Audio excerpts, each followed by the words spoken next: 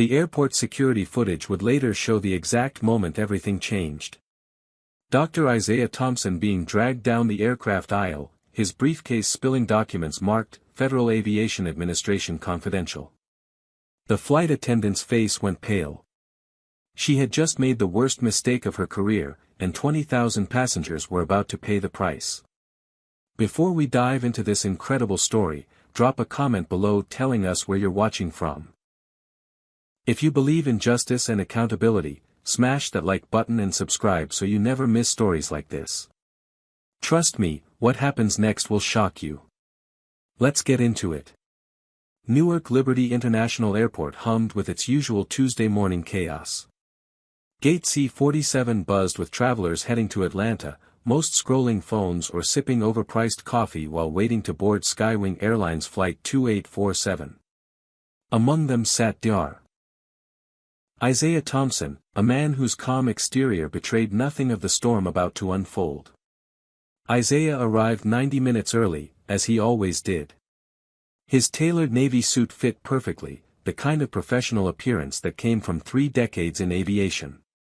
At 52, his close-cropped hair showed distinguished gray at the temples. He carried 2 items, a sleek laptop bag and a leather briefcase worn smooth from years of travel. Inside that briefcase sat documents that could change everything. He was a federal aviation safety consultant, one of the most respected in the nation. The briefcase contained his preliminary report on Skywing Airlines, months of investigation condensed into damning evidence of safety violations.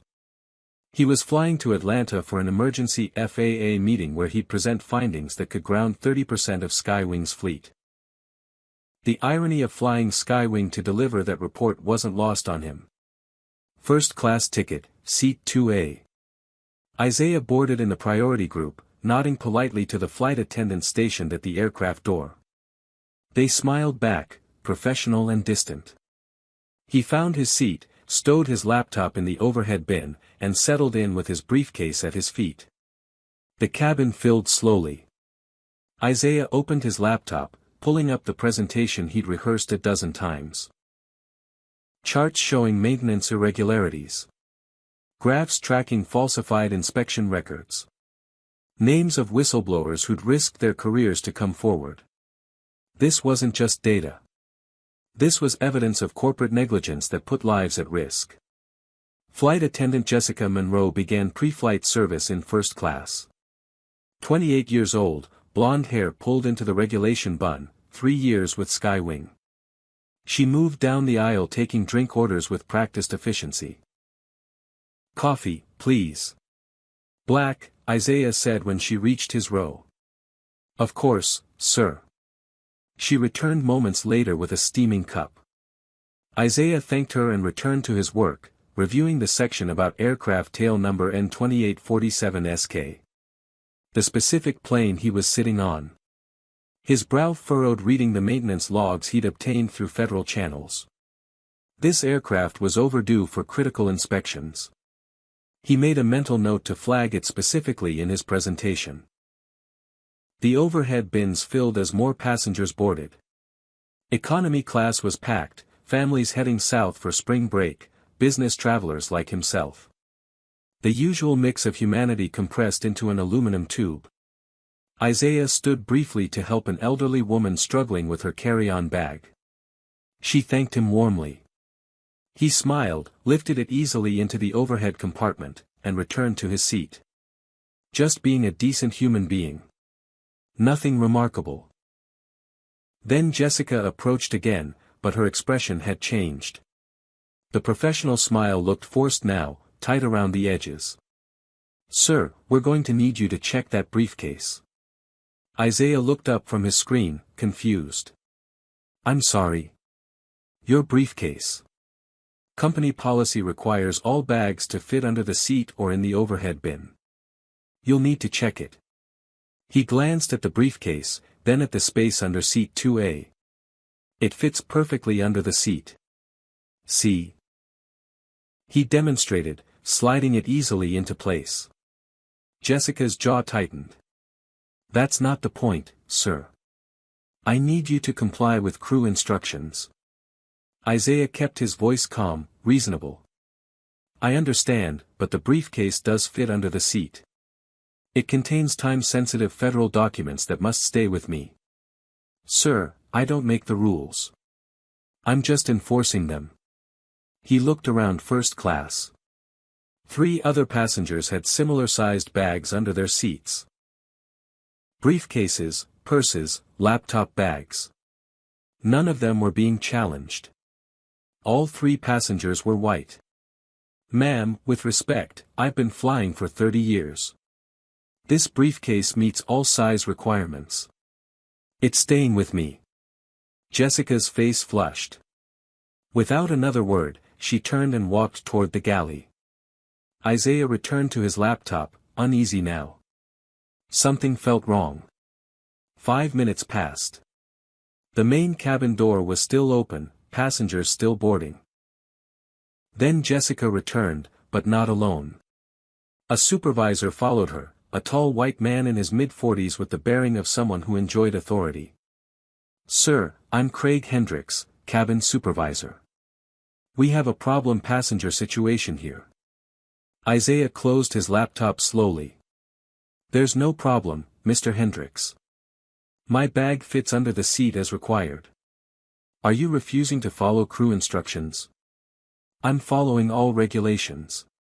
My bag complies with size restrictions. It contains federal documents related to aviation safety that cannot be checked.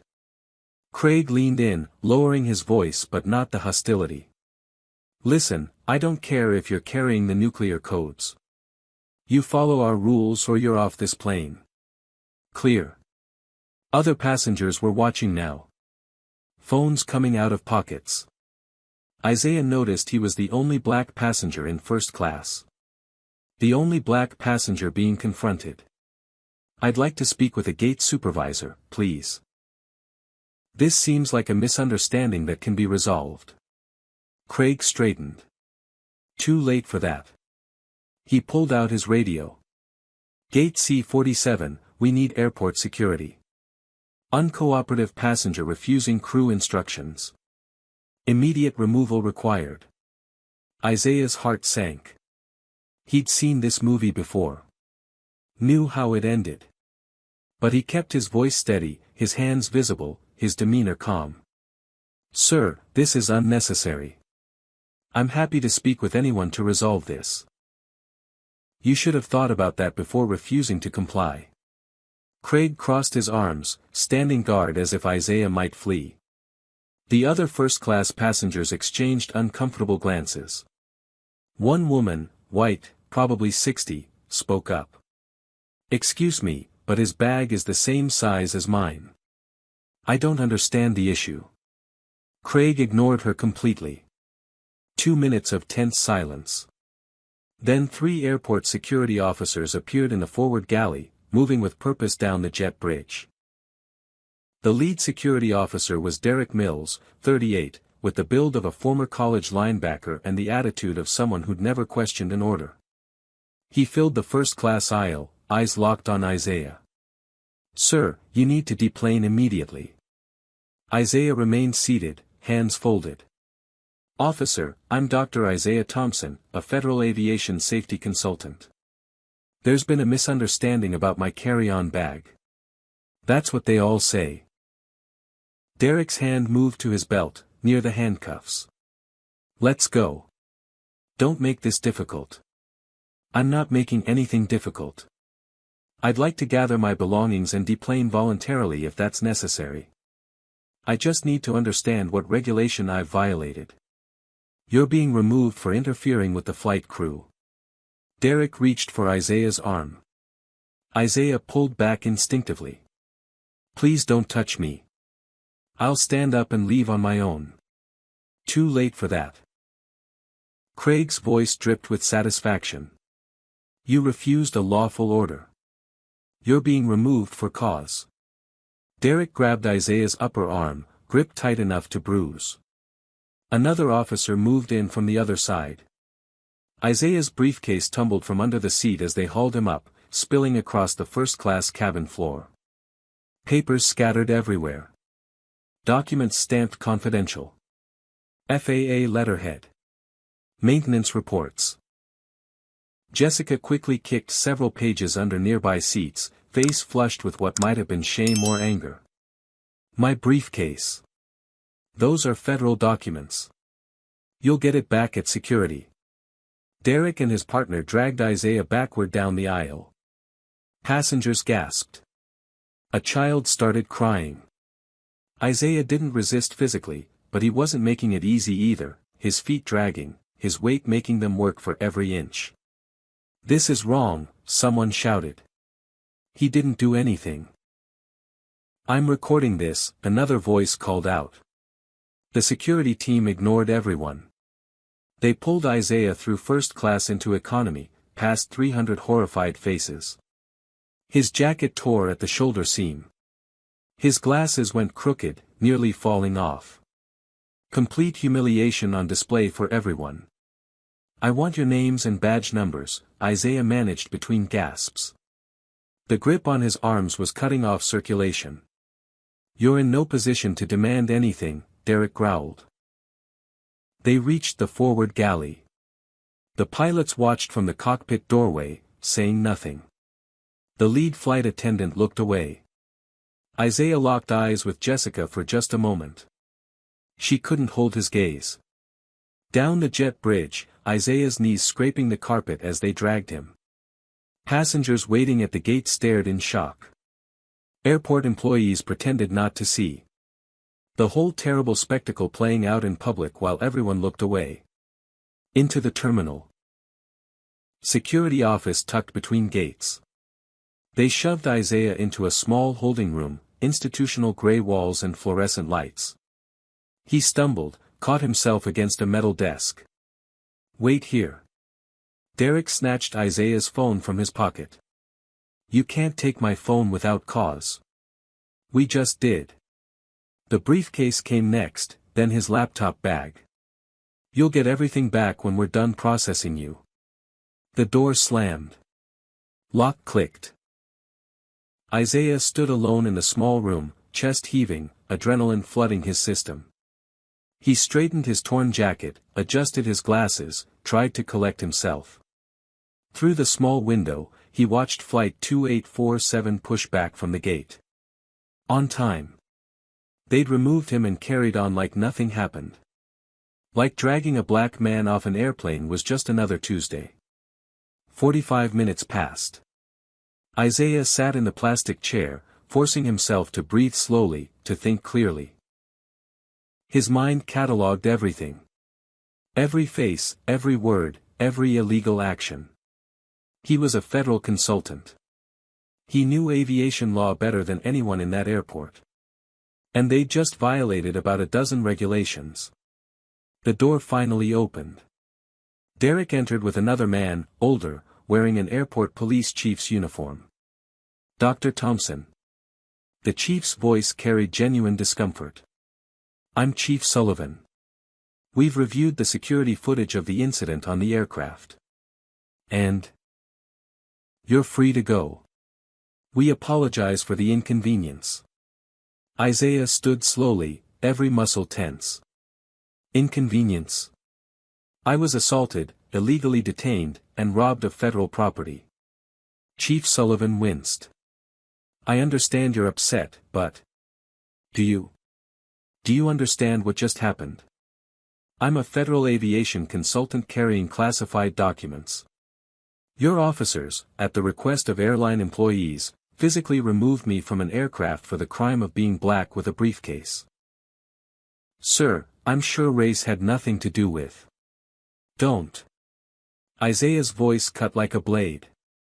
Don't insult my intelligence. I've been flying for 30 years. I know exactly what this was. His belongings sat on the desk. Phone, briefcase, laptop. Isaiah checked the briefcase. The documents were shuffled, disorganized, clearly searched. Whoever looked through them had no idea what they were reading. No apology came from Skywing. No representative even showed up.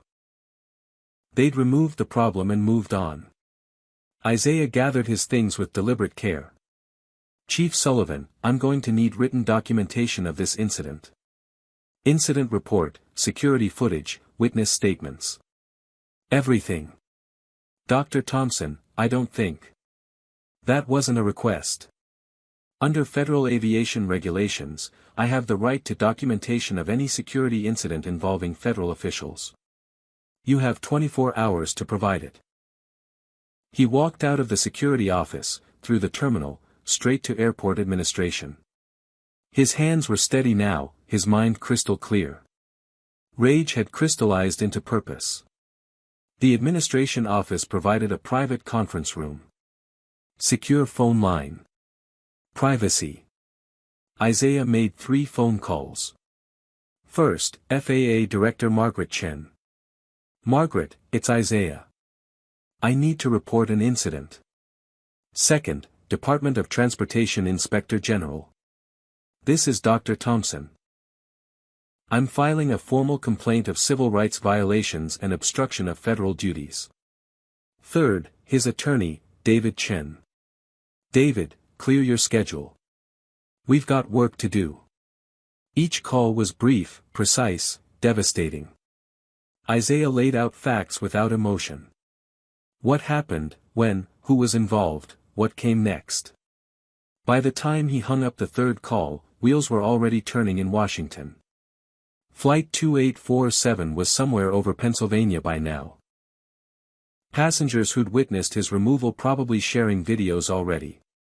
Social media starting to buzz. But Isaiah wasn't thinking about publicity. He was thinking about the maintenance report in his briefcase. About aircraft N-2847SK flying with passengers on board. About the safety violations he'd spent 6 months documenting. About how Skywing had just made this very, very personal. They wanted to drag him off a plane. Fine. He was about to drag their entire operation into the light. To understand what happened next, you need to understand who Isaiah Thompson really was. Not just a man with a briefcase. Not just another passenger. He was a weapon of accountability that Skywing had just armed against themselves. Rewind 28 years. Isaiah Thompson graduated top of his class from the Air Force Academy in 1994, 24 years old with perfect vision and sharper instincts. He flew fighter jets through 2 deployments, earned decorations for valor, became the youngest captain in his squadron. The military taught him precision, discipline, and an uncompromising commitment to safety protocols. Transition to commercial aviation came naturally. By 30, he was flying for a major carrier. By 35, he was their youngest captain. The career trajectory looked perfect. Then came October 2008. Flight 447, Los Angeles to Chicago. Isaiah was deadheading, sitting in the jump seat observing a colleague. Routine flight until the left engine started showing unusual vibrations. The captain continued anyway. Company pressure to maintain schedules, avoid delays, keep costs down. Isaiah urged him to land immediately. The captain refused. At 37,000 feet, the engine disintegrated. Shrapnel tore through the fuselage. Explosive decompression. Hydraulic failures cascading through multiple systems. The aircraft became a falling brick with 200 souls aboard. Isaiah helped fight for control, using every skill from his military days. They managed a crash landing at a regional airport. The fuselage broke apart on impact. Isaiah survived with minor injuries. 3 crew members died. 60 passengers were hospitalized, some with permanent disabilities. The investigation revealed everything. The airline had been falsifying maintenance records for years. Cost-cutting measures disguised as efficiency. That engine should have been replaced months earlier. Inspections signed off without work performed. All to save money and maintain schedules. Isaiah testified against the airline. His testimony was devastating, unshakable, impossible to discredit. A decorated military pilot and commercial captain laying out systematic fraud. The airline fought back hard, tried to scapegoat the dead crew, but Isaiah wouldn't let them. He had documentation, witnesses, proof. The airline lost billions in settlements. Their CEO resigned in disgrace. New regulations emerged from the wreckage. And Isaiah left flying forever. Couldn't sit in a cockpit without seeing those 3 crew members' faces. Couldn't trust airlines that put profit over safety. So he went back to school. MIT, PhD in aviation safety engineering. Became the thing airlines feared most, an expert who couldn't be intimidated, bought, or silenced. The FAA hired him as an independent consultant. His job was simple: find problems before they killed people. Over 15 years, Isaiah's reports had grounded 5 airlines, forced 12 CEO resignations, and saved countless lives. He was thorough to the point of obsession. When he found safety violations, he documented everything, built cases that couldn't be disputed. Airlines hated him. Passengers owed him their lives and never knew it. Now, back in the present, Isaiah sat in the airport hotel conference room surrounded by the tools of his trade. His junior consultant team had driven from Atlanta through the night, arriving at dawn with 12 boxes of evidence. 5 brilliant analysts, all trained by Isaiah, all as relentless as their mentor. Documents spread across every surface. Maintenance logs obtained through federal subpoenas. Whistleblower statements. Safety inspection reports. Financial records showing suspicious cost-cutting patterns. 6 months of investigation into Skywing Airlines crystallized into damning proof. Isaiah's phone buzzed. FAA Director Margaret Chin calling back. Isaiah, I just watched the video. It's going viral. Are you okay? He touched the bruises forming on his arms where security had grabbed him. I'm fine, Margaret. But Skywing won't be. Talk to me. What do you have? Isaiah opened his briefcase, pulled out the executive summary. Evidence of falsified maintenance records on 43 aircraft. Multiple engine inspections signed off without work performed. Hydraulic system checks completed while aircraft were documented at different airports. Physically impossible unless the mechanics had teleportation.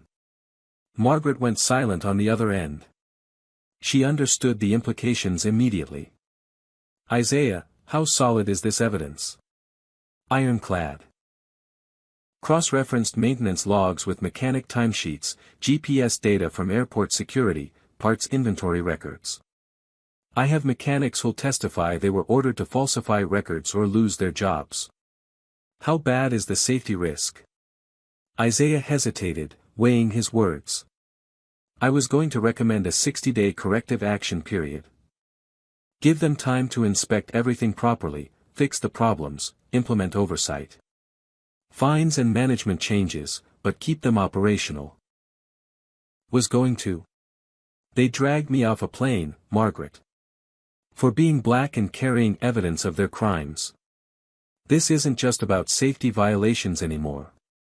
This is about a corporate culture so corrupt they'll assault federal officials to protect their bottom line. Another pause. What are you recommending now? Emergency inspection of their entire fleet. Immediate grounding until every aircraft is certified safe. And I want criminal investigators looking at who knew what and when. Margaret exhaled slowly. Isaiah, that's nuclear. You're talking about grounding a major airline. Hundreds of flights daily. Tens of thousands of passengers stranded. Economic impact in the billions. I'm talking about preventing another Flight 447. How many lives is their convenience worth? She didn't answer immediately. Isaiah could hear papers shuffling, probably pulling up Skywing's operation statistics. Finally, walk me through your worst-case scenario. Isaiah pulled up his laptop, accessed the maintenance database his team had compiled. Aircraft tail number N2847SK. The plane they dragged me off of. It's currently airborne with 198 souls on board. And Left engine due for critical inspection 3 months ago. Work order shows inspection completed, signed off by mechanic named Robert Torres. But Torres was documented at a different airport that entire week. Someone forged his signature. How overdue is this inspection?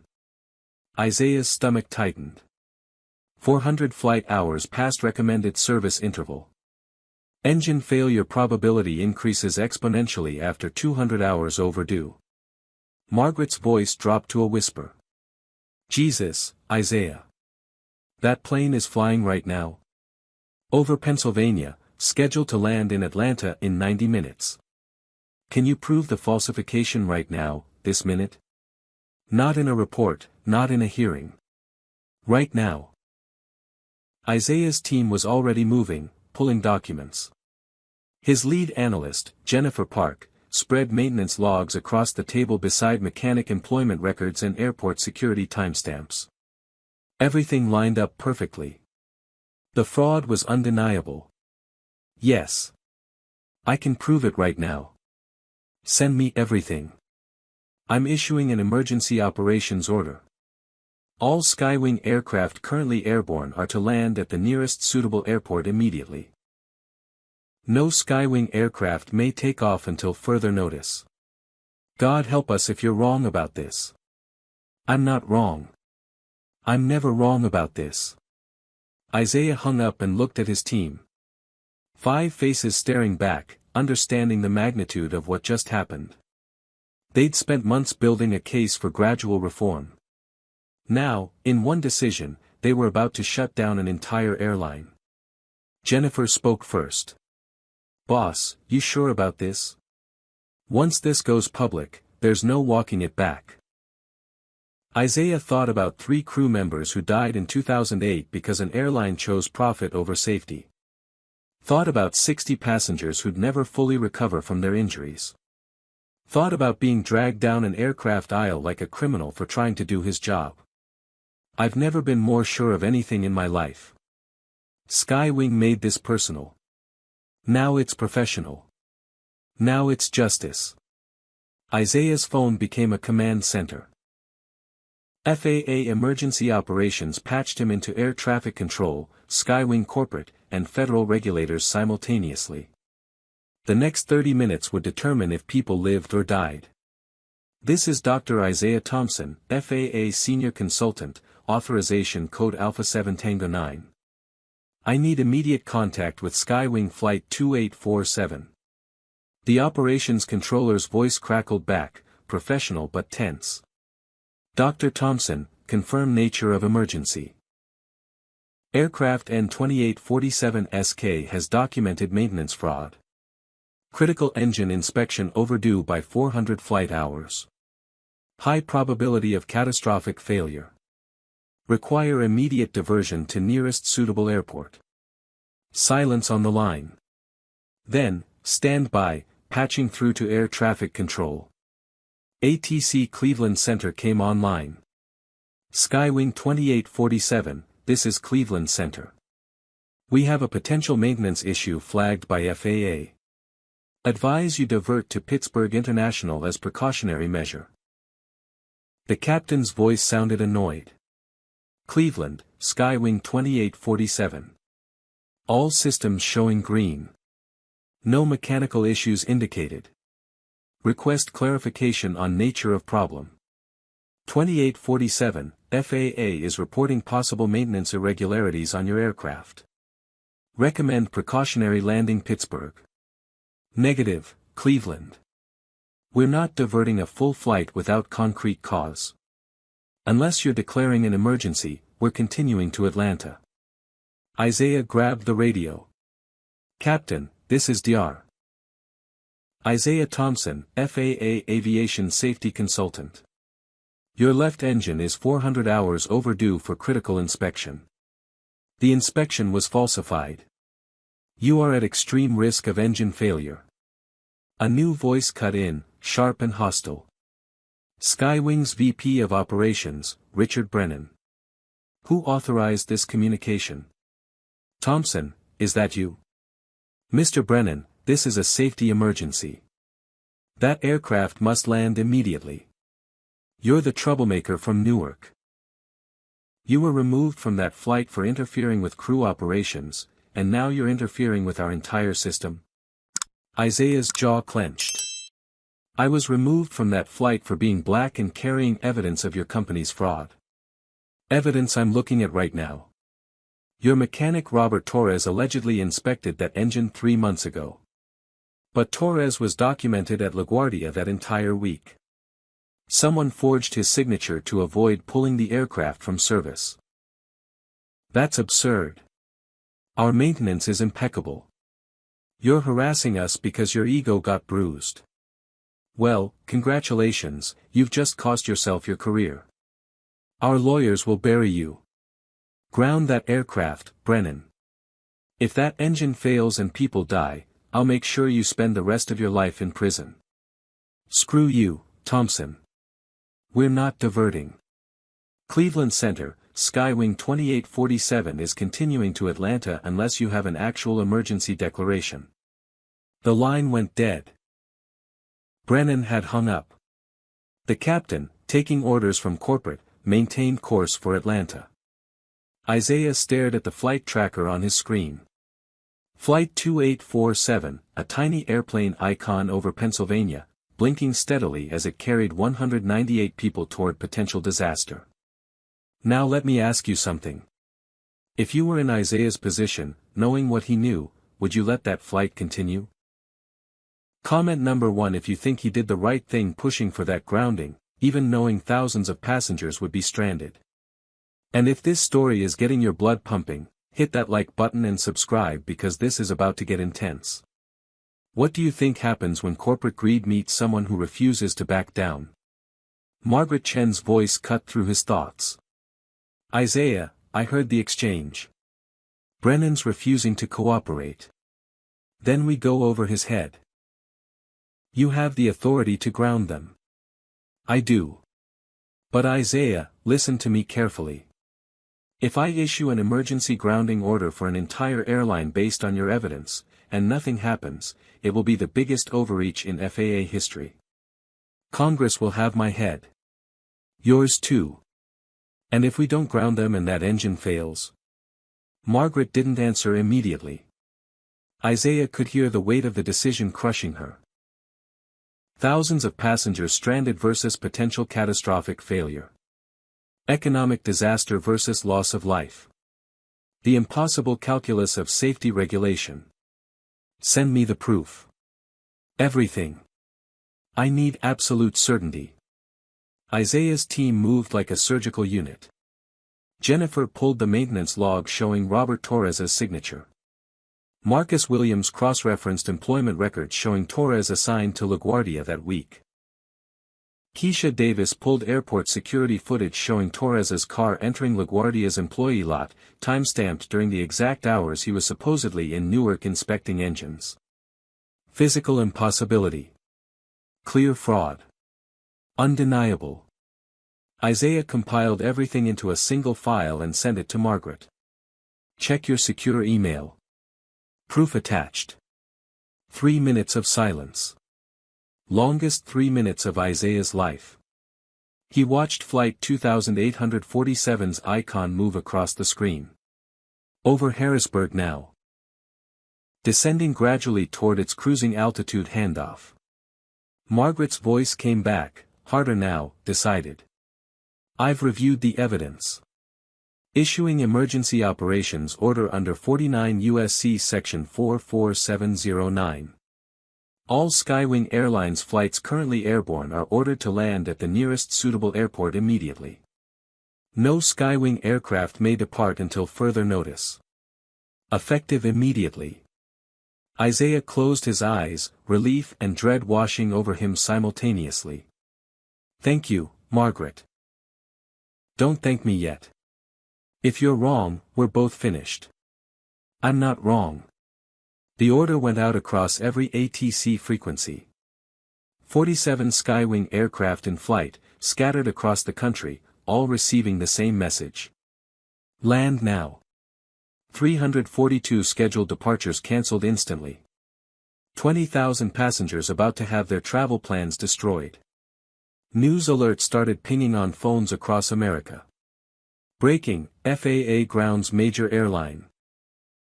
Media scrambling to understand what was happening. Social media exploding with speculation. Skywing's operations center erupted into chaos. Every dispatcher, every supervisor, every executive scrambling. Their entire network grinding to an immediate halt. The operational nightmare they'd always feared, happening in real time. But Isaiah wasn't watching the chaos. He was watching Flight 2847. Cleveland Center to Skywing 2847, you are ordered to divert immediately to Pittsburgh International. This is an emergency operations order from FAA. Acknowledge. Long pause. Then the captain, anger barely contained, Cleveland, Skywing 2847. Understand divert Pittsburgh on FAA order. This is career-ending overreach, and someone will answer for it. 2847, Roger. Cleared direct Pittsburgh, descend and maintain 15,000. Isaiah pulled up Pittsburgh's weather. Clear skies, light winds. Perfect conditions for an emergency landing. Flight 2847 began its turn, the icon on his screen arcing northwest. 35,000 feet. 30,000. 25,000. Isaiah's team gathered around the monitor, watching in silence. Jennifer's hand found his shoulder, squeezing gently. They all understood what was at stake. If the engine held together, Isaiah would be vindicated but vilified. If it failed, he'd be proven right in the worst possible way. 20,000 feet. 15,000. Flight 2847 on final approach to Pittsburgh. Isaiah held his breath. 10,000 feet. 8,000. 6,000. Then it happened. 6,000 feet above Pittsburgh, the left engine of aircraft N-2847SK tore itself apart. The explosion rocked the cabin like a bomb detonation. Metal shearing, turbine blades disintegrating at supersonic speeds, shrapnel punching through the engine cowling in every direction. Passengers screamed as the aircraft lurched violently to the left. In Newark, Isaiah heard it happen through the ATC frequency. The captain's voice, calm professionalism shattered by raw fear, Mayday, Mayday, Mayday. Skywing 2847, catastrophic left engine failure, losing altitude, declaring emergency. 2847, Pittsburgh Tower, roger your Mayday. All runways cleared, emergency equipment rolling. Souls on board. 198 souls. Heavy damage, multiple system failures. Shrapnel penetrated fuselage, we have decompression, hydraulic pressure dropping. Isaiah's hands gripped the table edge, knuckles white. His worst prediction coming true in real time. He'd been right. God, how he wished he'd been wrong. Jennifer gasped beside him. Marcus stood frozen, hands covering his mouth. Keisha was crying silently. They'd spent months documenting maintenance fraud as abstract violations, numbers on spreadsheets. Now those numbers had names, faces, families. 198 souls fighting for their lives. The ATC frequency crackled with controlled urgency. 2847, wind calm, altimeter 3012, runway 28 left cleared to land, equipment standing by. Roger, attempting 28 left, limited control authority, hydraulics failing. On flight 2847, chaos reigned. Oxygen masks dropped from overhead compartments. Parents clutched children. Business travelers gripped armrests with white knuckles. Flight attendants, training overriding terror, shouted instructions over screaming passengers. The captain and first officer fought the dying aircraft with everything they had. The right engine screamed at maximum thrust, trying to compensate for the destroyed left. But shrapnel had severed critical hydraulic lines. Control surfaces responding sluggishly, inconsistently. 4,000 feet. The captain could see Pittsburgh International now, emergency vehicles lining the runway, red and white lights flashing like a Christmas display from hell. 3,000 feet. Airspeed too high. Descent rate too fast. But no choice now except to get this bird on the ground before it fell from the sky. 2,000 feet. First officer calling out altitudes, speed, descent rate. Numbers that should be steady but kept fluctuating wildly. The aircraft porpoising, nose up then down, fighting every input. 1,000 feet. Runway threshold approaching.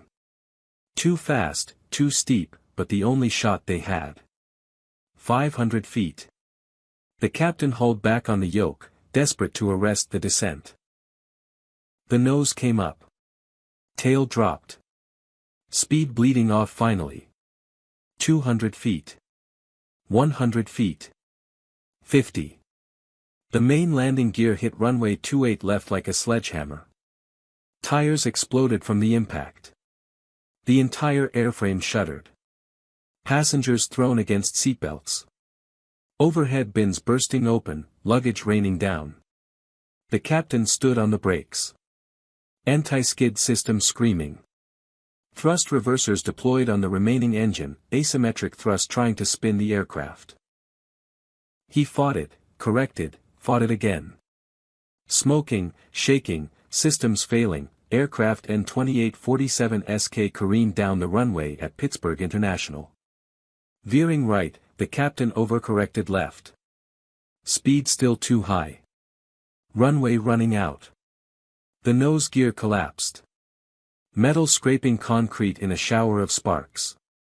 The aircraft slewed sideways, departing the runway onto grass. Dirt and debris erupting in a brown cloud. Finally, mercifully, 200 feet from the terminal building, the crippled aircraft ground to a stop. Emergency evacuation. Slides deployed. Flight attendants shouting, "Jump and slide. Jump and slide." Passengers tumbling out, running across grass, parents carrying children, elderly helped by strangers. 90 seconds from stop to last person off. Training and adrenaline overcoming panic. 15 injuries. Sprained ankles from evacuation slides. 1 broken wrist. Several people hyperventilating. But everyone alive. Every single one of the 198 souls survived. In Newark, Isaiah collapsed into his chair, hands shaking uncontrollably. The ATC frequency confirmed, all passengers and crew evacuated safely. Medical treating minor injuries. Aircraft a total loss but no fatalities. No fatalities. The words echoed in his mind. No fatalities because he'd pushed for that grounding. Because Margaret had trusted him. Because they'd forced that aircraft down before it reached cruising altitude where engine failure meant certain death. If Flight 2847 had continued to Atlanta as scheduled, the engine would have failed at 35,000 feet over rural West Virginia. No airports nearby. No chance of successful landing. Absolute catastrophe. Isaiah had saved 198 lives. But he took no satisfaction in it. Only relief mixed with rage at the corporation that had made this necessary. His phone exploded with notifications. News breaking everywhere. Video footage from Pittsburgh showing the smoking wreckage. Passengers on grass, emergency vehicles surrounding the aircraft. Dramatic, terrifying, miraculous. Then someone made the connection. Social media erupting with realization. The man dragged off this exact flight just hours earlier was the same man who ordered it grounded and saved everyone aboard. Video of Isaiah being dragged down the aisle went viral all over again. But now with context. Now with understanding. The black man they'd assaulted was trying to save their lives. Within 30 minutes, the video had 50 million views. Hashtag Justice for Isaiah trending worldwide. The narrative shifting from passenger removal to corporate conspiracy. Skywing stock price began its death spiral. CEO Gregory Hartman called an emergency press conference. 60 years old, silver hair, expensive suit, the picture of corporate authority crumbling in real time. Sweat beaded on his forehead under the camera lights. This incident is currently under investigation. Skywing Airlines takes safety extremely seriously. We're cooperating fully with federal authorities to determine what happened and why. Reporter from the front row, Mr. Hartman, your crew physically removed Dr. Isaiah Thompson from this exact flight. He's the federal aviation consultant who discovered the maintenance fraud that caused this engine failure. How do you explain that? Gregory stumbled over his words.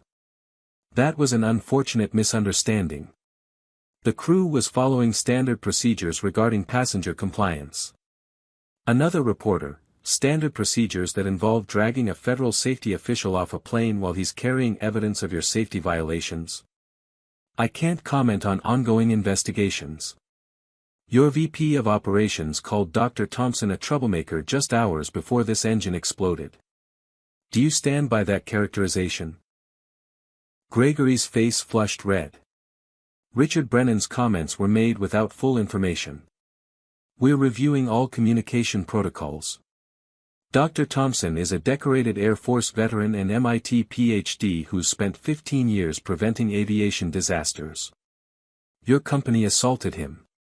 Your executives dismissed his warnings. Then the exact problem he identified nearly killed 200 people. What do you have to say to him? Silence. Gregory Hartman had no answer. The press conference collapsed into chaos, reporters shouting questions, cameras flashing. The CEO fled the podium, leaving only the wreckage of his credibility behind. Skywing stock price plummeted 38% in after-hours trading. Billions in market value evaporating. Major investors demanding answers, accountability, blood. In Newark, Isaiah sat in the conference room watching the news coverage with his team. His phone kept ringing. CNN, NBC, CBS, ABC, New York Times, Washington Post. Everyone wanted his story. He answered none of them. Just sat quietly, thinking about how close they'd come. 200 feet. That's how close Flight 2847 came to hitting the terminal building. Inches and seconds between survival and catastrophe. His attorney David Chen arrived from Manhattan, barely an hour after the Pittsburgh landing. Asian American, 48 years old, one of the nation's top civil rights lawyers. He'd represented victims of discrimination for 25 years and never lost a case this clear-cut. David sat down across from Isaiah, studying his friend's face. You know what this means. Isaiah looked up, exhausted. I didn't do this for revenge, David. I did it to save lives. I know.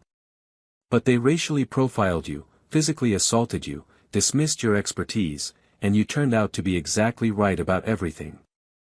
Isaiah, this is the civil rights case of the decade. Maybe the century. People could have died. But they didn't. Because of you. Because you refused to back down when they tried to silence you. David pulled out his tablet, started making notes. We're talking systemic discrimination, assault, obstruction of federal duties, defamation. The damages alone will be historic. Isaiah shook his head. I don't want their money. This isn't about money. It's about accountability. It's about making sure this never happens again to anyone else. Through the window, Isaiah could see aircraft taking off from Newark. Normal operations continuing while Skywing's entire network sat grounded. He thought about Jerome Washington, the whistleblower mechanic who'd lost everything trying to expose this fraud. Thought about how many mechanics had been threatened, fired, silenced. How many people did we save today, David? David checked his phone, scanning news reports. 198 on that flight. Plus potentially thousands on other Skywing flights with similar maintenance issues. The FAA is inspecting their entire fleet. They're finding problems on dozens of aircraft. Isaiah closed his eyes. Then it was worth it. All of it. But even as he said it, the bruises on his arms throbbed. The torn jacket hung over his chair. The humiliation of being dragged down that aisle played on repeat in his mind. Justice was coming, yes. Vindication too. But the wound of that moment would take longer to heal than any lawsuit could address. The question now was simple: would Skywing face real consequences, or would money and lawyers make this disappear like so many corporate scandals before? Isaiah was about to make sure everyone knew the answer. FAA investigators descended on Skywing maintenance facilities like a biblical plague. Newark, Atlanta, Dallas, Phoenix, Seattle. Every major hub. Teams of inspectors with federal authority and zero patience for corporate obstruction. What they found in the first 48 hours exceeded even Isaiah's darkest predictions. Not just one aircraft with falsified maintenance records. Not even the 43 he documented. 127 aircraft across Skywing's fleet had fraudulent inspection records. Systematic, deliberate, corporate-sanctioned fraud spanning 3 full years. The maintenance director, Kyle Patterson, had built an empire of deception. 52 years old, white, 30 years in aviation maintenance. He'd started as a mechanic, worked his way up through legitimate skill and knowledge. Then somewhere along the line, profit replaced principle. Internal emails told the story. Patterson to his regional supervisors: "We're $20 million over budget on maintenance this quarter. Find efficiencies or find new jobs." Efficiencies. Corporate doublespeak for fraud. Mechanics ordered to sign off on inspections without performing them. Engine checks completed on paper while the actual engines never left the aircraft. Hydraulic system tests passed without anyone touching the hydraulics. Safety equipment certified functional without verification. Mechanics who refused were fired immediately. Performance issues, attitude problems, failed to meet productivity standards. The pretexts varied but the outcome was identical. Comply or lose your career. Those who complained faced worse. Blacklisted across the industry. Skywing's HR department maintaining a secret list of troublemakers, shared quietly with other airlines. Professional assassination disguised as networking. The paper trail was damning. Patterson's bonus structure tied directly to staying under budget. Every $1 million saved in maintenance costs meant $50,000 in his pocket. Over 3 years, he'd pocketed $620,000 in bonuses by cutting corners that killed safety margins. But Patterson didn't act alone. His superiors knew. Had to know. The emails proved it. VP of Operations Richard Brennan, the man who'd called Isaiah a troublemaker, sent this message 18 months ago. "Kyle, excellent work on Q2 cost management. Board is impressed. Keep finding creative solutions to maximize aircraft utilization. Creative solutions. More doublespeak. More fraud." CFO Andrea Walsh, maintenance spending down 15% year over year.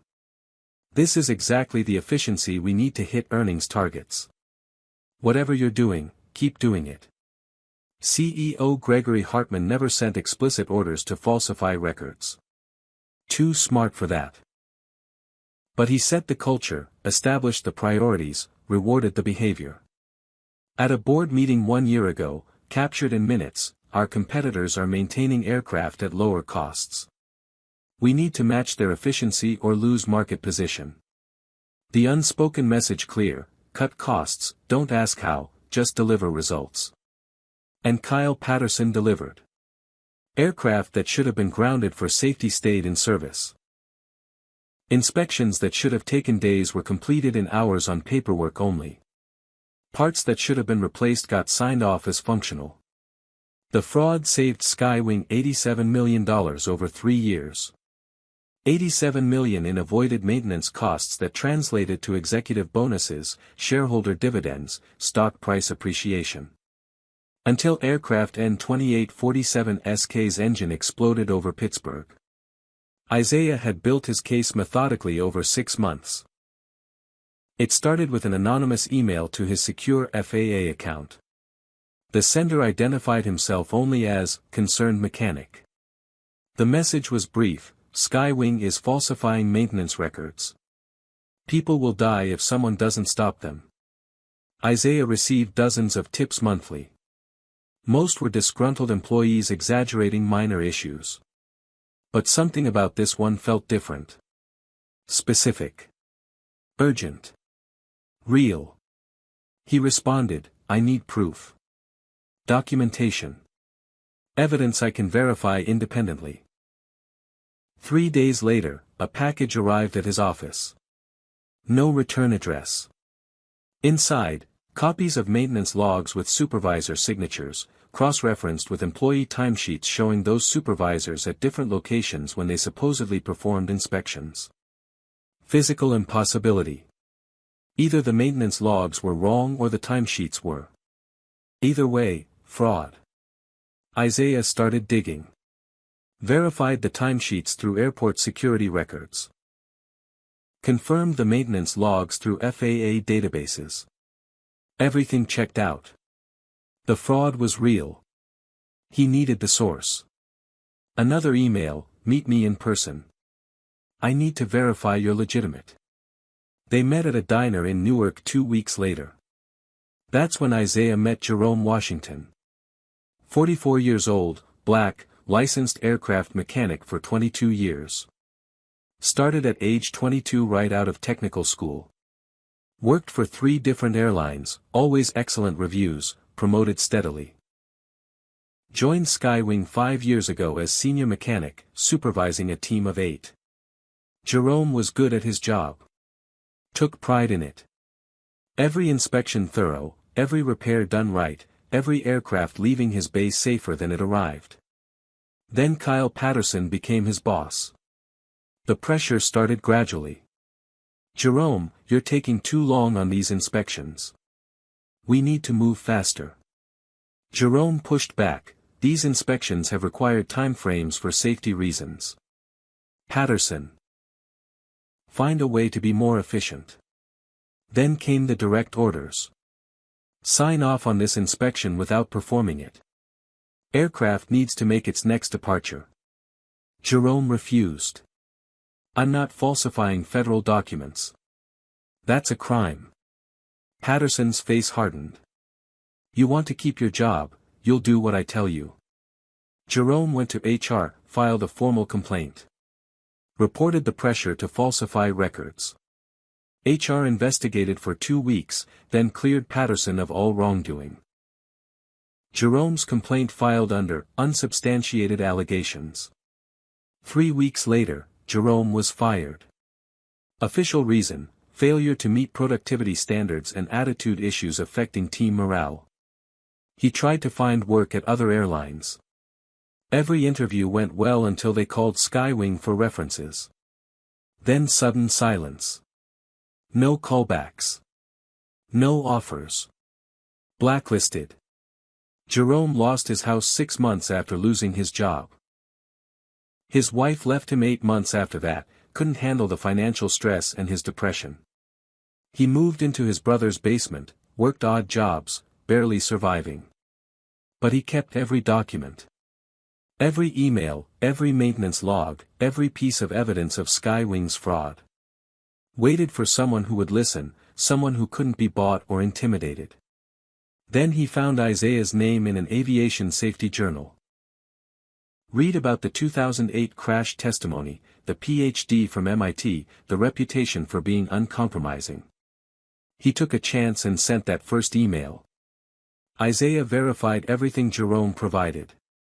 Cross-referenced with federal databases, interviewed other mechanics confidentially, built an ironclad case. 6 months of work proving systematic fraud across Skywing's entire operation. The plan was to present findings to the FAA committee in Atlanta.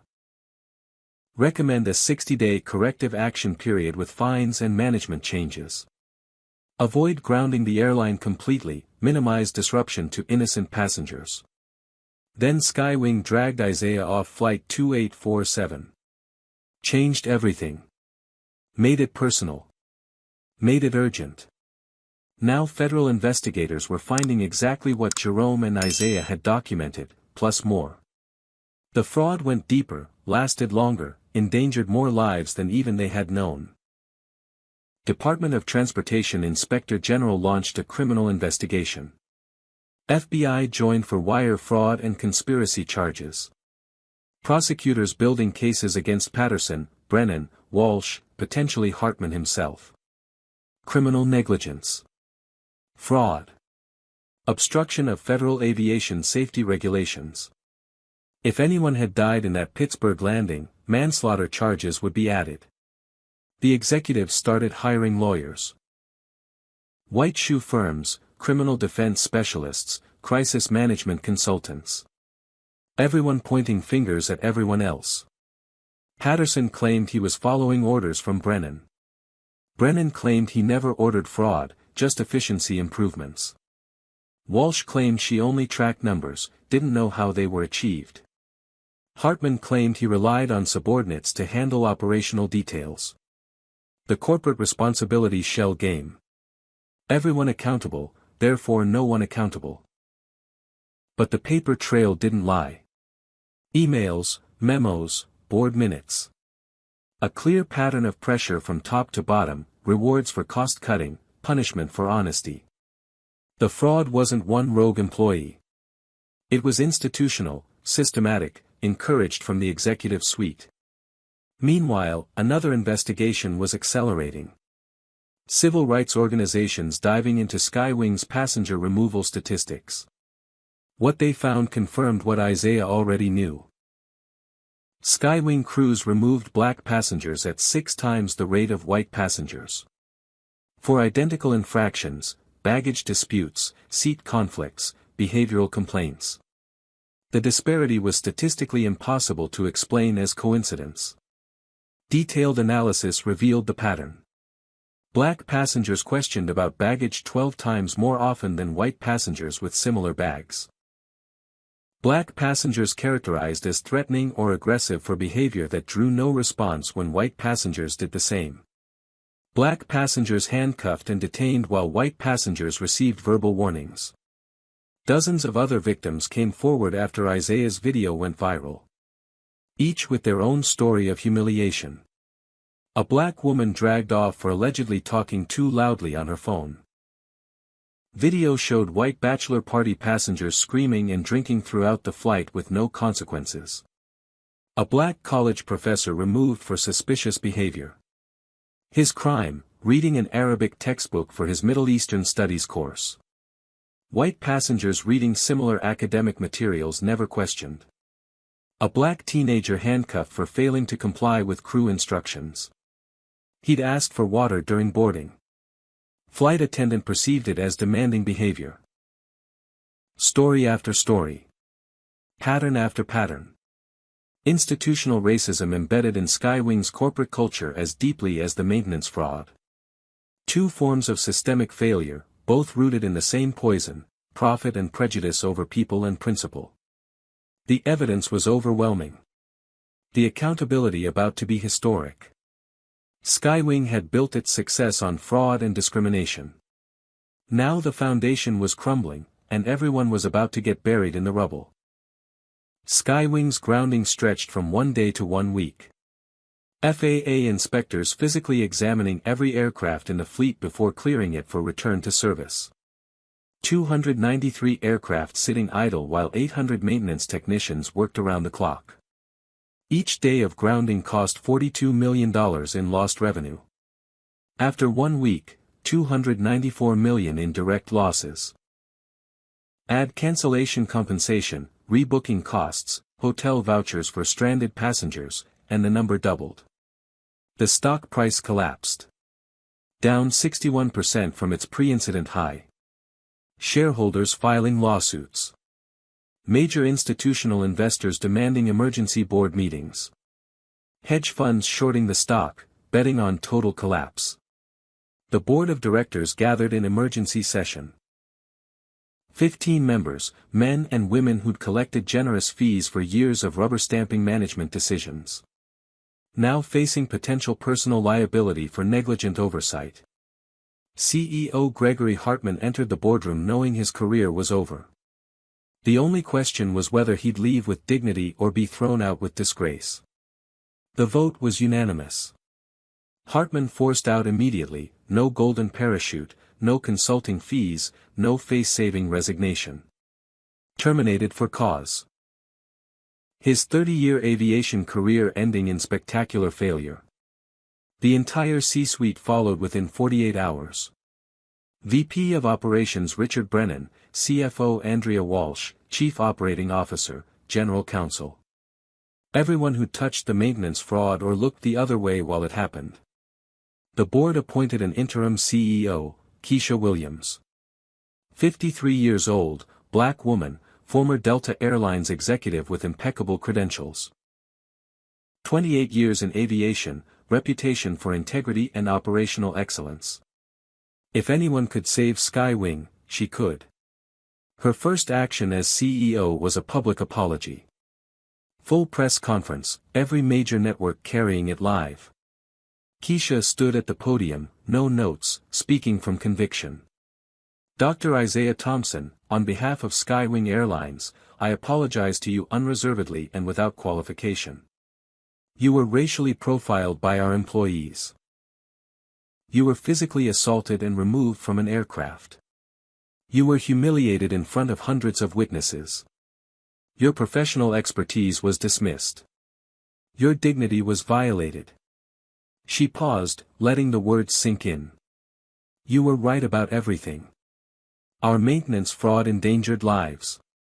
Our corporate culture enabled discrimination. Our leadership failed at every level. We failed you. We failed our passengers. We failed the flying public's trust. Another pause. I cannot undo what happened to you. I cannot erase that video or take back the harm caused. But I commit to you, and to everyone watching, that I will spend every day working to make this right. Not with words, but with action.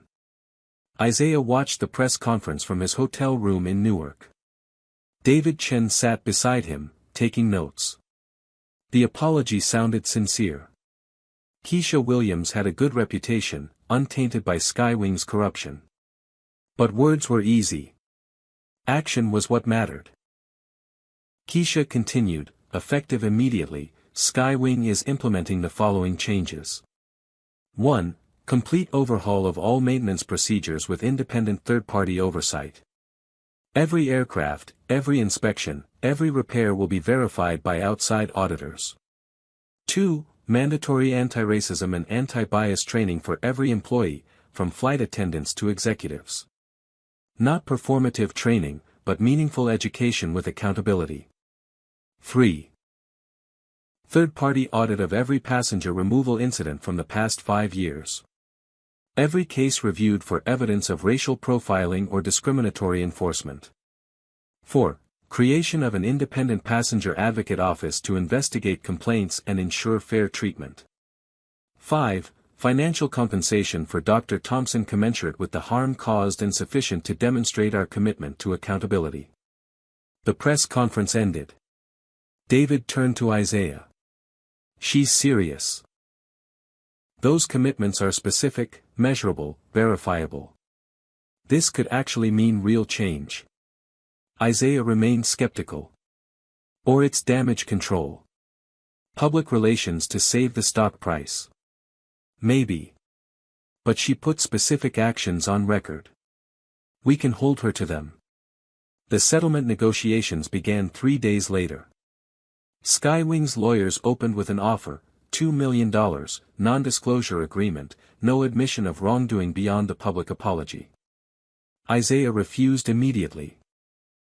Tell them no. David blinked, surprised.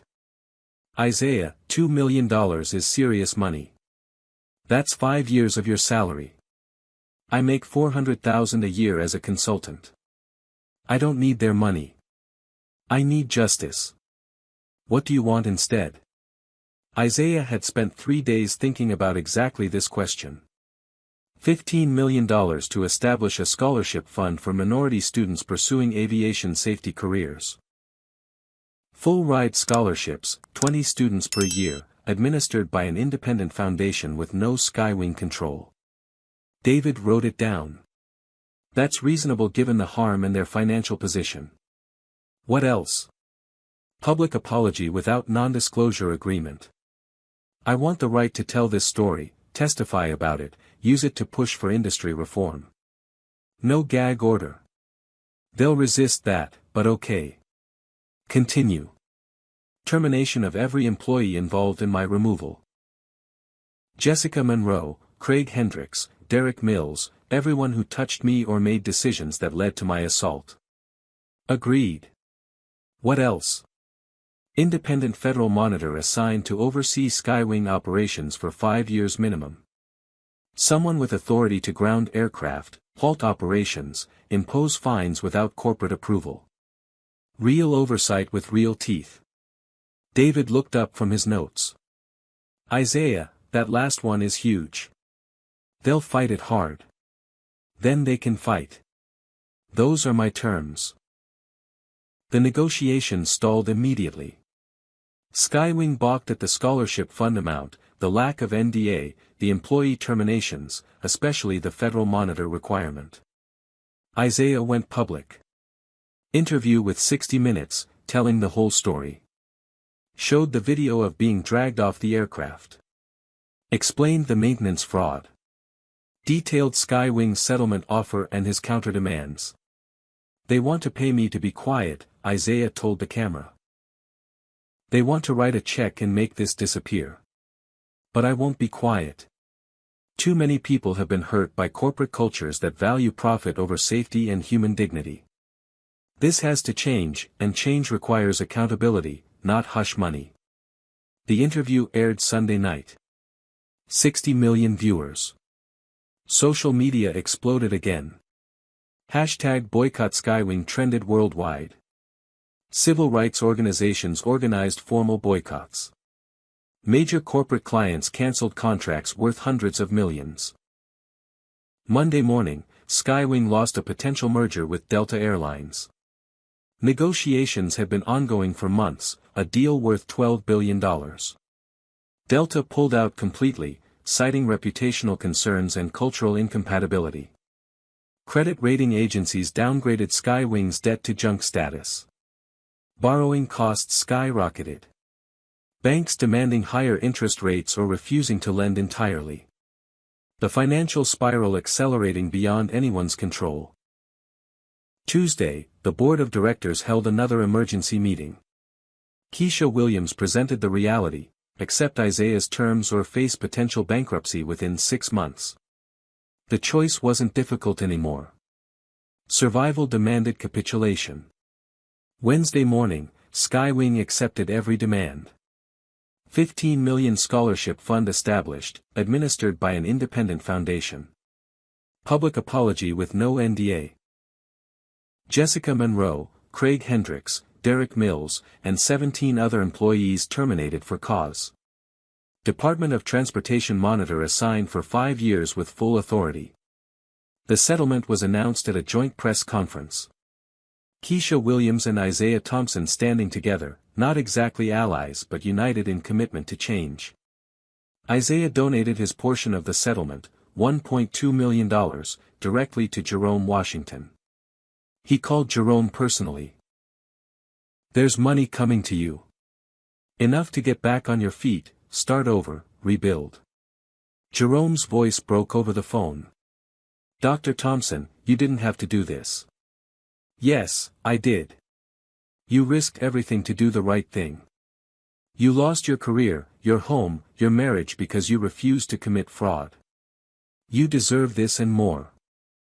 I don't know what to say. Say you'll keep fighting. Keep telling the truth. Keep holding people accountable. That's how you honor what you sacrificed. 2 weeks later, Jerome was hired by United Airlines as senior maintenance supervisor, better position than he'd had at Skywing, better pay, better benefits. His expertise valued finally, his integrity rewarded instead of punished. Congressional hearings began in Washington. Senate Aviation Safety Subcommittee. Isaiah testified for 4 hours, calm and professional, presenting evidence of fraud and recommendations for reform. Senator Collins from Maine asked the critical question, Dr. Thompson, in your professional opinion, what should happen to Skywing Airlines? Isaiah considered carefully before answering. Senator, safety must come first, always. Profit cannot override human life. If Skywing can prove they've fundamentally reformed their culture, implemented genuine oversight, and demonstrated consistent compliance, they deserve a second chance. Aviation is too important to destroy a company that can be saved. But if they fail again, if any evidence emerges of continued fraud or discrimination, they should lose their operating certificate permanently. No third chances for putting lives at risk.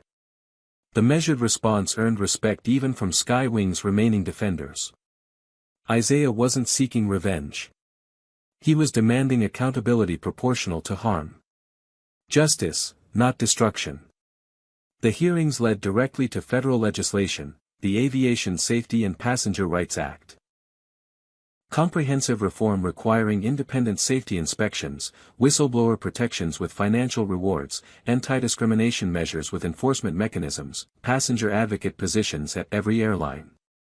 The bill passed with overwhelming bipartisan support. Signed into law by the President 8 months after Isaiah was dragged off Flight 2847. Fastest major aviation safety legislation in 40 years. But Isaiah paid a personal price for his stand. Death threats arrived daily. Anonymous emails, social media messages, letters to his office. You destroyed a company. Thousands lost jobs because of you. Hope you're proud of yourself. Some threats were specific enough that FBI assigned him protective detail. People who'd lost Skywing stock value, employees who'd been laid off during the crisis, conspiracy theorists who saw him as part of some government overreach plot. His mother called, worried. Baby, I'm so proud of you. But I'm scared for you too. Mom, I had to do what was right. People's lives were at stake. I know. Just promise me you'll be careful. He couldn't walk through airports anymore without recognition. Some people thanked him, approaching with gratitude and respect. Others glared with pure hatred, seeing him as the villain who destroyed their airline. Public opinion split sharply. Progressive voices praised him as a hero who exposed corporate fraud and racism. Conservative commentators criticized him for overreach that cost jobs and disrupted travel. Cable news debates raged nightly. Isaiah avoided media, focused on his work. But FAA Director Margaret Chen had other plans. Isaiah, I'm offering you a position. Director of Aviation Safety Compliance, cabinet-level appointment reporting directly to the Secretary of Transportation. He hesitated. Margaret, I'm a consultant, not a bureaucrat.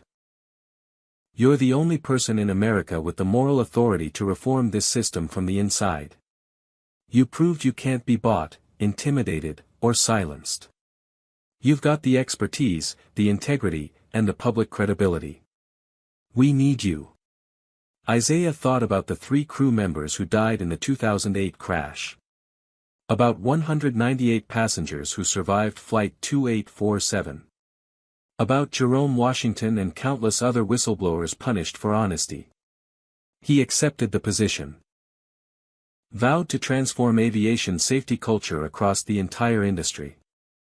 Make what happened to him impossible for anyone else.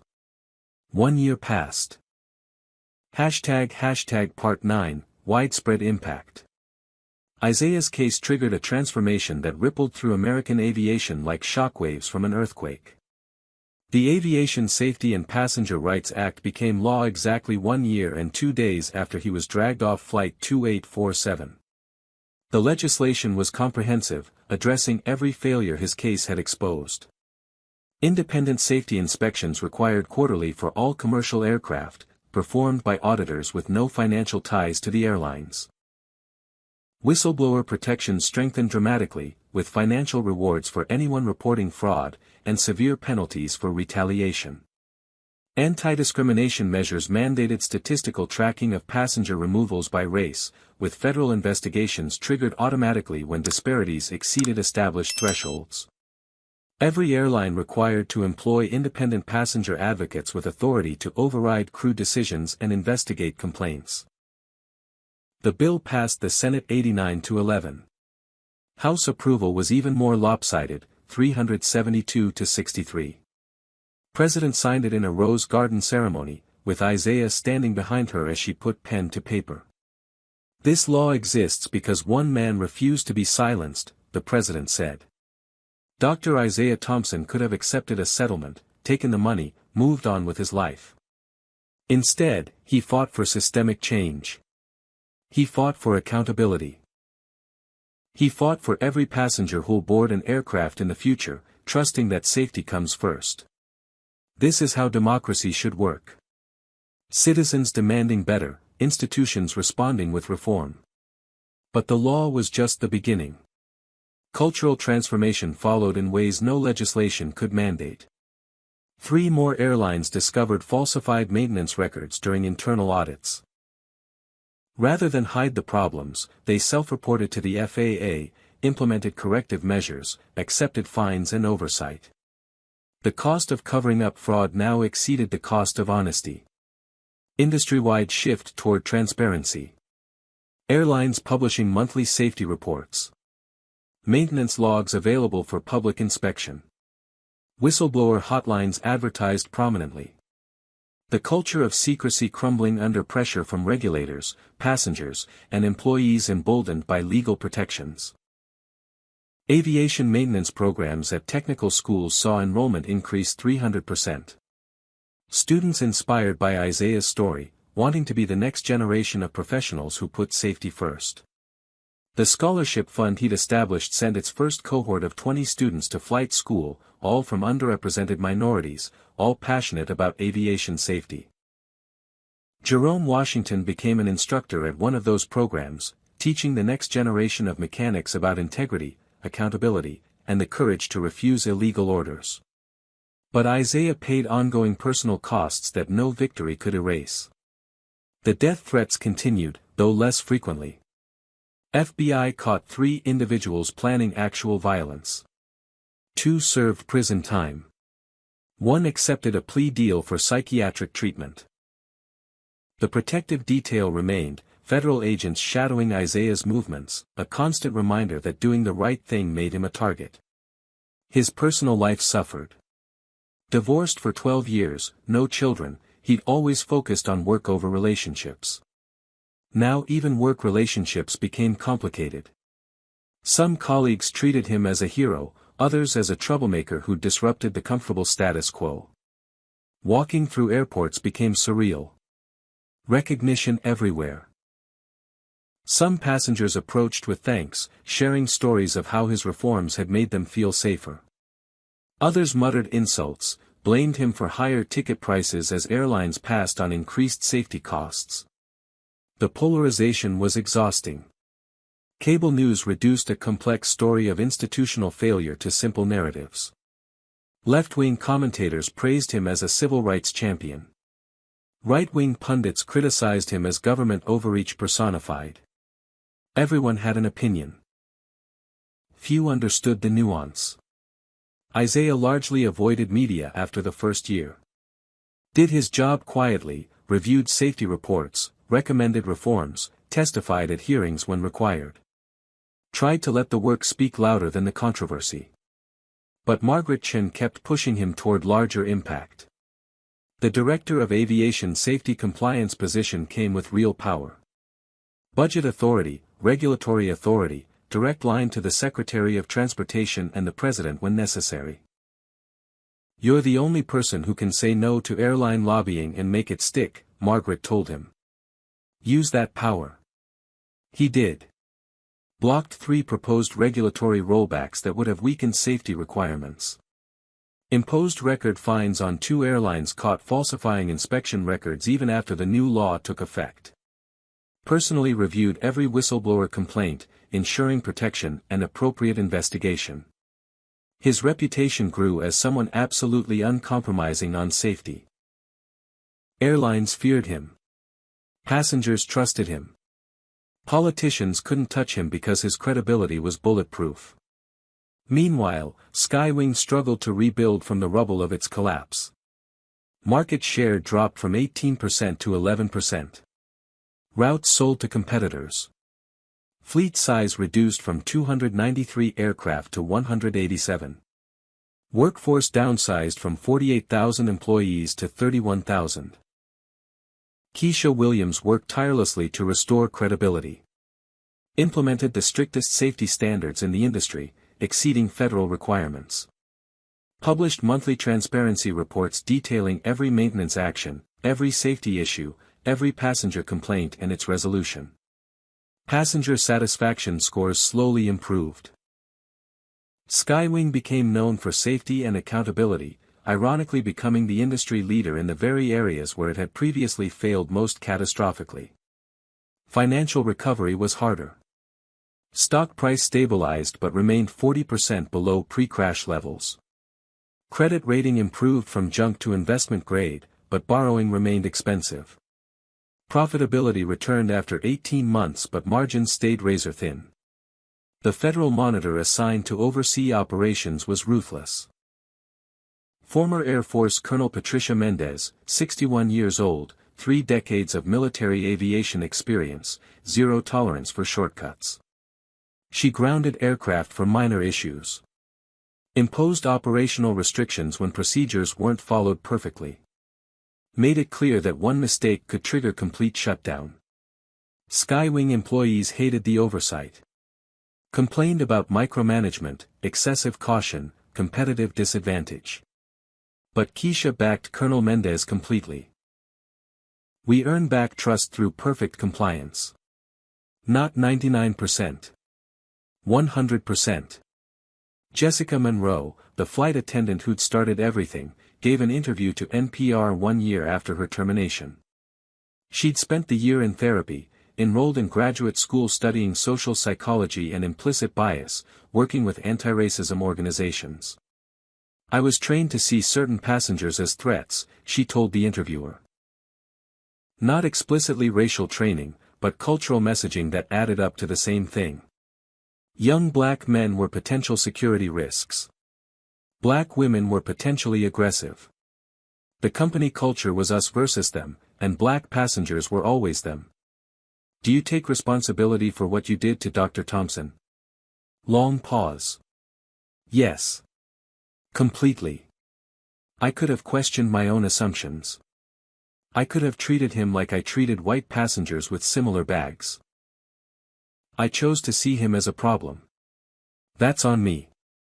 Have you spoken to him since? No. I wrote him letters apologizing, but I don't know if he reads them. I don't expect forgiveness. I just hope he knows I'm spending my life trying to prevent others from making my mistakes.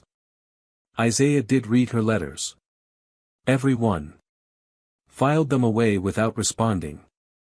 Forgiveness was complicated. She'd been a symptom of systemic disease, but symptoms still caused harm. He'd forgiven her for his own peace of mind, but that didn't require maintaining contact or absolving her of responsibility. 1-year anniversary of the incident approached. Aviation Safety Conference in Chicago, 2,200 industry professionals attending. Isaiah invited as keynote speaker. He stood at the podium looking out at a sea of faces. Pilots, mechanics, safety inspectors, airline executives, regulators, academics. All there because aviation safety mattered to them. Standing ovation before he said a single word. 3 minutes of applause. Isaiah waited, uncomfortable with the adulation, until it finally subsided. 1 year ago, I was dragged off an airplane for being black and doing my job.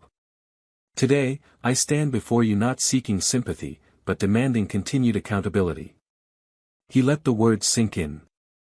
Every person in this room has a choice, every single day. Profit or people. Convenience or conscience. efficiency or safety. We cannot allow cost-cutting to compromise the systems that keep passengers alive. We cannot allow bias, conscious or unconscious, to cloud our judgment about who belongs on an aircraft. We cannot allow corporate culture to value stock prices over human lives. 1 year ago, I made a choice. I chose to stand up, even when it cost me my dignity, my peace, my sense of security in public spaces. I chose accountability over acceptance. Justice over comfort. I'm asking you to make the same choice. Not once, but every day. Every inspection you perform. Every passenger you interact with. Every decision you make where safety and profit conflict. Choose correctly. Choose consistently. Choose courageously. Because one day, you might be the person who prevents a catastrophe. You might be the mechanic who refuses to sign a false inspection. You might be the flight attendant who treats every passenger with dignity. You might be the executive who says no to cost-cutting that endangers lives. And when that day comes, I hope you remember that doing the right thing is worth the cost. Always. The speech went viral. 300 million views across social media platforms. Shared by aviation professionals worldwide. Became required viewing at flight schools and maintenance training programs. Applications to aviation safety programs increased 300% within 6 months. Diversity in aviation careers improved dramatically. The scholarship fund Isaiah established sent its first graduating class of 20 students into the industry, all hired immediately, all committed to upholding the highest standards. Jerome Washington taught them personally. Dr. Thompson saved my life by giving me purpose again. Now you carry that forward. Be mechanics who can't be corrupted. Be professionals who can't be intimidated. Be the people who make aviation safer for everyone. The transformation was real, measurable, lasting. Fatal crashes related to maintenance fraud dropped to zero across the entire industry. Safety records reached historic highs. Passenger confidence in aviation safety increased significantly. But the work was never finished. New threats emerged. New cost pressures. New temptations to cut corners. Isaiah remained vigilant, knowing that safety required eternal attention. He'd changed an industry. Saved countless lives. Forced accountability where corruption had thrived. But the personal cost lingered in ways victory couldn't heal. 3 years later, the final chapter was still being written. 3 years after being dragged off Flight 2847, Isaiah Thompson sat in his office at the Department of Transportation. 55 years old now, the gray at his temples more pronounced, lines around his eyes deeper from stress and scrutiny. The office walls displayed certificates and commendations.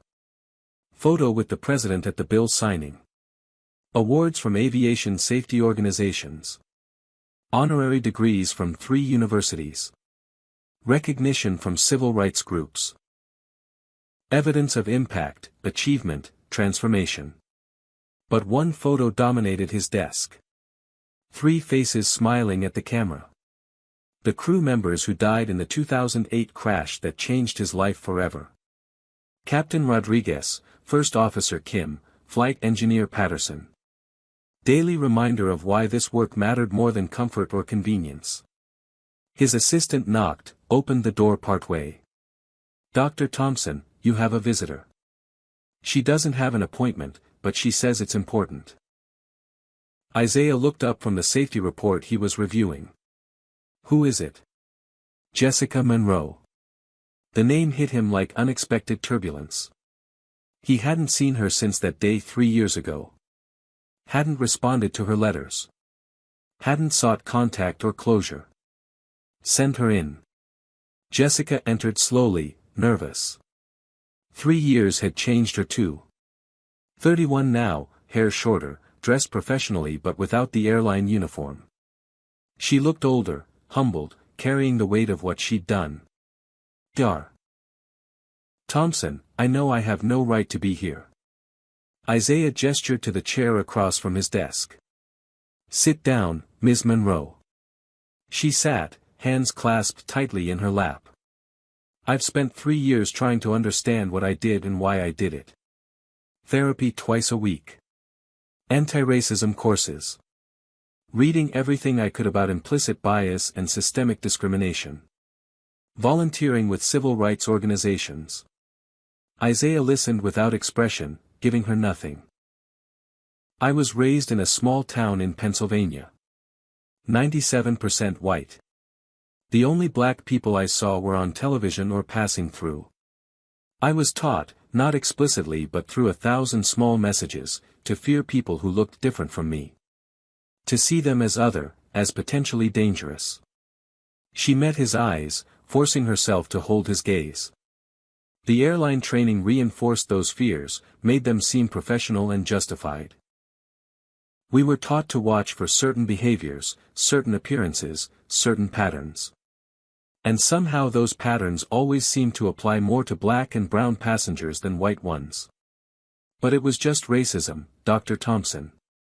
Dressed up in corporate policy and safety procedures. And I participated in it. I enforced it.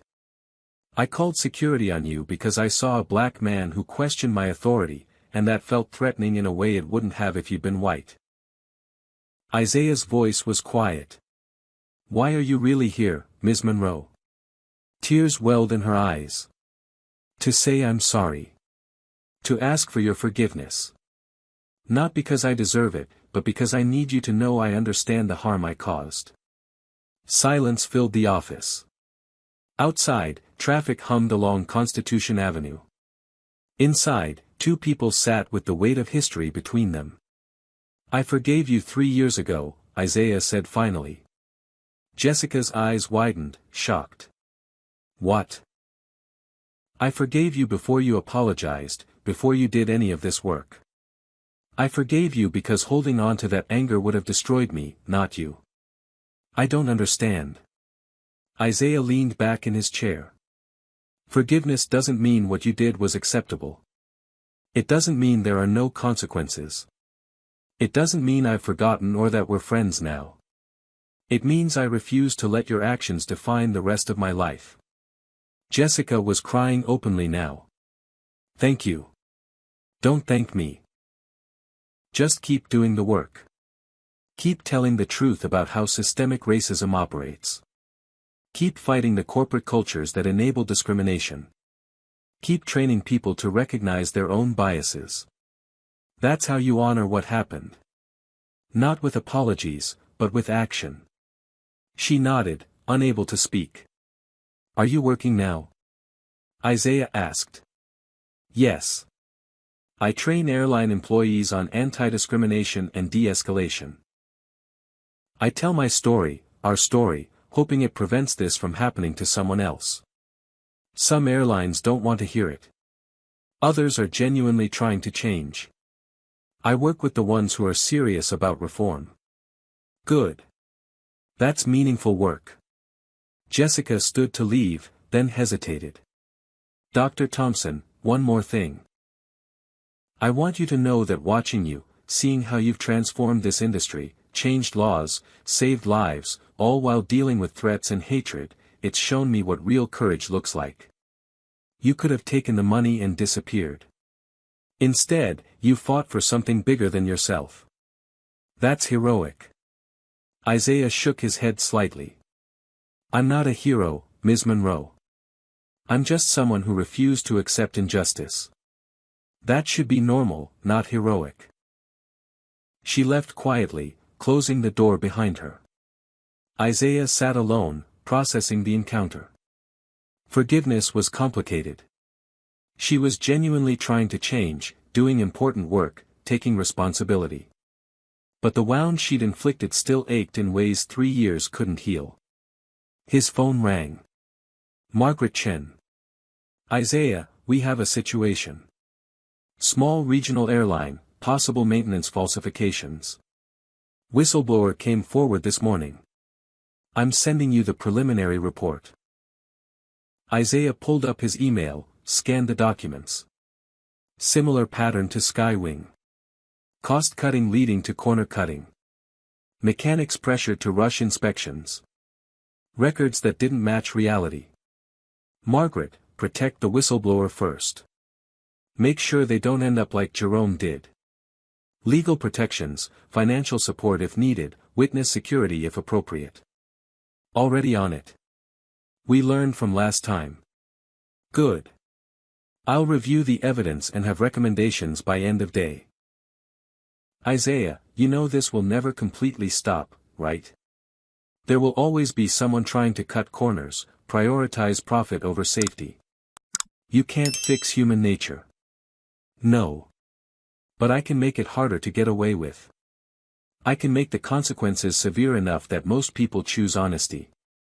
I can create systems where whistleblowers are protected and fraud is detected. That's enough. He hung up and grabbed his briefcase. Same briefcase from 3 years ago, repaired and reinforced after the documents spilled across that aircraft cabin. Physical reminder of where this journey started. Heading out to continue the work. Another investigation, another airline, another battle in the endless war for safety and accountability. Final scene, 4 hours later, Isaiah walked through Ronald Reagan National Airport. Evening rush, terminals packed with travelers heading home or starting trips. Passengers everywhere recognized him now. Some just stared. Others approached. A young black girl, maybe 12 years old, ran up with her father following. Dr. Thompson. You're Dr. Thompson. Isaiah knelt down to her level. I am. What's your name? Destiny. I want to be a pilot because of you. My teacher showed us your speech in class. You said we should choose courage, and I want to be brave like you. Isaiah's throat tightened with emotion. Then be the best pilot you can be, Destiny. Study hard, work harder, and remember that safety always comes first. Can you promise me that? I promise. Her father shook Isaiah's hand, eyes shining with gratitude. Thank you for everything you've done. My daughter sees possibilities now that I never had growing up. That's because of you. It's because of her courage and your support. I just opened a door. She's the one who has to walk through it. Isaiah boarded his flight to Chicago, another regional airline safety conference. The crew treated him with respect that bordered on reverence. Not because they feared him, but because they genuinely appreciated what he represented. The captain made an announcement as passengers settled in. Ladies and gentlemen, we have a very special passenger aboard this evening. Dr. Isaiah Thompson, whose dedication to aviation safety has made flying safer for all of us. Dr. Thompson, on behalf of the entire crew and everyone in this industry who takes pride in their work, thank you for your service. Spontaneous applause filled the cabin. Isaiah smiled awkwardly, uncomfortable with public recognition but grateful for the sentiment. Passengers who'd probably seen the video, read the stories, understood what his fight had cost and what it had accomplished. The flight took off smoothly. Perfectly maintained aircraft, professional crew, systems working exactly as designed. Isaiah worked during the flight, reviewing maintenance logs for the regional airline under investigation. Found no issues worth flagging. This airline was doing it right, putting safety first, following regulations, treating employees fairly. They landed safely in Chicago. Isaiah's phone buzzed with messages as the aircraft taxied to the gate. Jerome Washington. Boss, got promoted to chief instructor at the academy. Teaching 40 students this semester. Half of them are your scholarship recipients. They're hungry to learn and committed to excellence. You should be proud. Another message from one of those students, Dr. T, I passed my commercial pilot exam today. First person in my family to fly an aircraft. Couldn't have done it without your scholarship and your example. I promise to honor that by being the safest, most professional pilot I can be. Isaiah smiled, genuine satisfaction warming his chest. This was the real victory.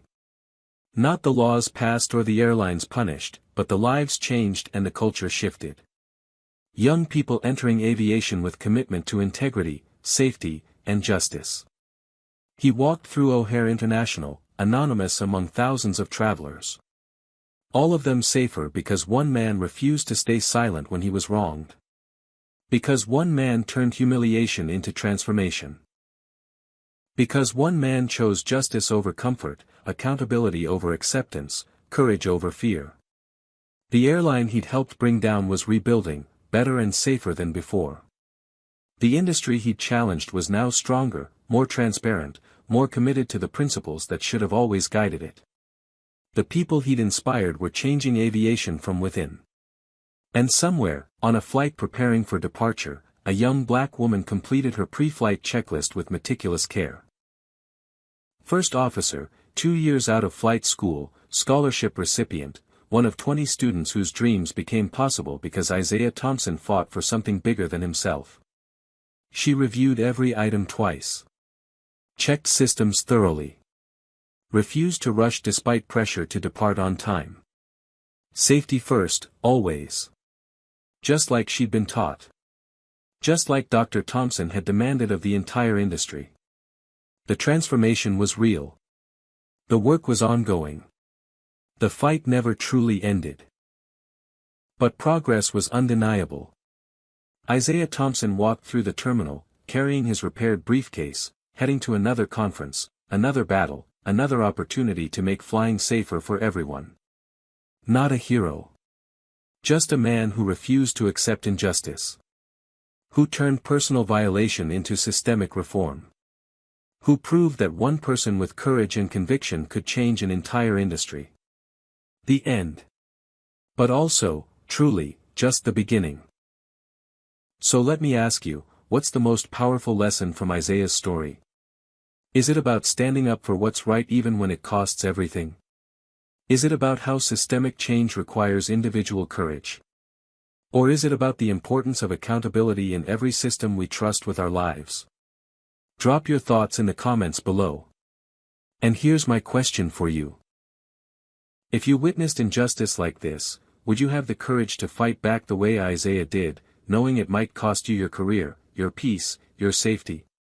Comment number 1 if you believe you would stand up, and share your reasoning. If this story moved you, inspired you, or made you think differently about courage and justice, smash that like button. Subscribe to this channel so you never miss stories about ordinary people doing extraordinary things when faced with impossible choices. Share this with someone who needs to hear that standing up for what's right is always worth the cost. Thank you for watching, for engaging, for caring about these stories. In a world that often rewards silence and compliance, be like Isaiah Thompson. Choose courage. Demand accountability. Never stop fighting for what's right. Until next time, stay brave, stay principled, and remember that one person really can change the world. Dar. Isaiah Thompson's story teaches us that courage means standing firm in your principles even when the entire system pressures you to back down. His journey reveals that systemic change doesn't happen through silence or compliance, but through individuals willing to sacrifice personal comfort for collective justice. We learn that expertise and credentials mean nothing if we lack the moral backbone to use them for good. Isaiah could have accepted the settlement, taken the money, and disappeared into comfortable anonymity. Instead, he chose the harder path of accountability and reform. The story demonstrates that institutional racism and corporate corruption often intertwine, both rooted in prioritizing profit and power over people and principle. When airlines value stock prices over passenger safety, when employees enforce policies differently based on skin color, the entire system becomes corrupted.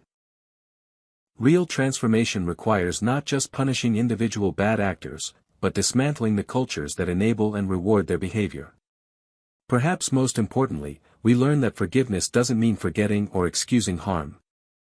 Isaiah forgave Jessica Monroe for his own peace, but he didn't absolve the system that trained her to see black passengers as threats.